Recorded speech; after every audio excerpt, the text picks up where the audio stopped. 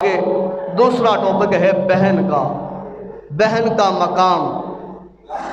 اب یہ بھی ہم نے رسول اللہ صلی اللہ علیہ وسلم کی سیرت سے لینا ہے کہ لجپال نبی صلی اللہ علیہ وسلم نے اپنے صحابہ سے فرمایا، اے میرے صحابہ، جس کی 3 بہنیں یا 3 بیٹیاں ہوں وہ اپنی ان 3 بہنوں کی پرورش کرے، ان اپنی 3 بہنوں کے اوپر اپنا مال خرچ کرے، ان 3 بہنوں کی جو ہے وہ زندگی کو بہتر کرنے کے لیے تب وہ تو کوشش کرے۔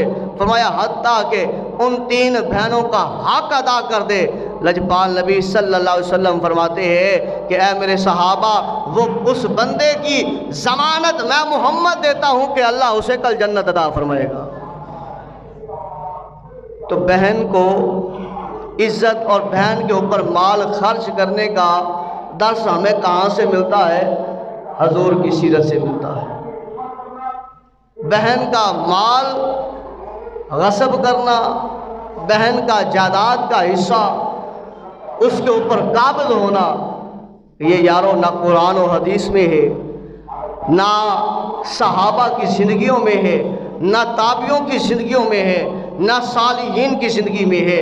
جو ایسا کرے گا تو یاد رکھ لیں وہ اللہ اور اس کے رسول صلی اللہ علیہ وسلم کی فرما برداری کرنے والا نہیں ہے، ان کے حکم سے منہ موڑ کر جانے والا ہے۔